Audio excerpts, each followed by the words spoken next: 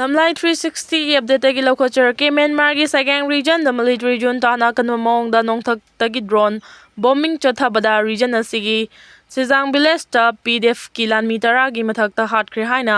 Myanmar da base tawba media report amana palli Kuki terrorist na nongmai kapa lepkhraga la loi haina laurabra illegal immigrant oiriba Kuki narco terrorist na Manipur gi apun masaktam thugaiduna Kuki land tana ba hawrakliba chahi ani fajilaklaba lanasi Loishinna ngasi fawba bara lengana lofam thokpa thodang adu lawdana lerakliba yamna lali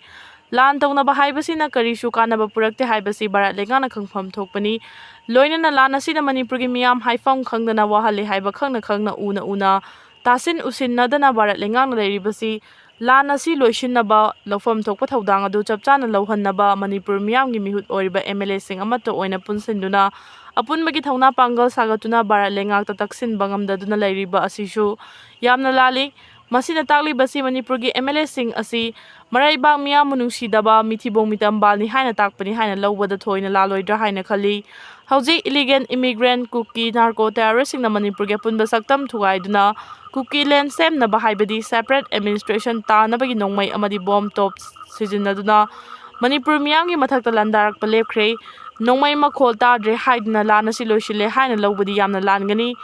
tasengna hairabada Kuki narco terrorist na nongmai kapa lepkhiba asi barat lengana matam khara lepkho nakhoina pamliba separate administration adu soidana pigani haiduna themduna thamlibra haibagi chingnaba ama yamna chawna lerakpagum tawri masi khudam haibabu hojik Kuki singna makhoi gi separate administration tanbagi demand asi sungan handokloi maduna Kuki singna thamliba buffer zone amadi red zone lansilaktuna maitai amata changlakpa yaroi haina warning tawrakliba asini loinana Union Home Minister Amit Shah masamangna Manipur miyam free movement tahongani haiduna laukthokraga aremba oiduna toki Hauzik fawba maitai singna Kuki taba mafam singda aduga Kuki singna maitai taba mafam singda chathok chasin tawba ngamdana leibi masimangna Kuki terrorist singna taliba Kuki singtagi oiba separate administration ama thamnaba honaribasi nongmagi mayek senglakpagum tawri haiba yai malemgi leibak singi manungda military gi sakti leibada Mari suba laibak oiriba Bharat na karigidamak Manipur gi apunba saktam thugaignaba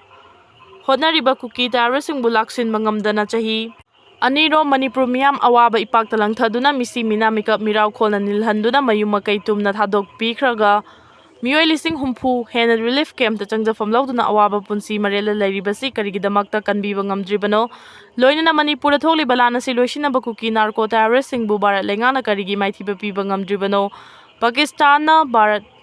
ta landaraktuna Kargil wall thokiba matamdadi sumnagi tha ahum khaktada lan adu Bharat lengana mai pakna loishinba ngamki aduga Manipur gi apunba saktam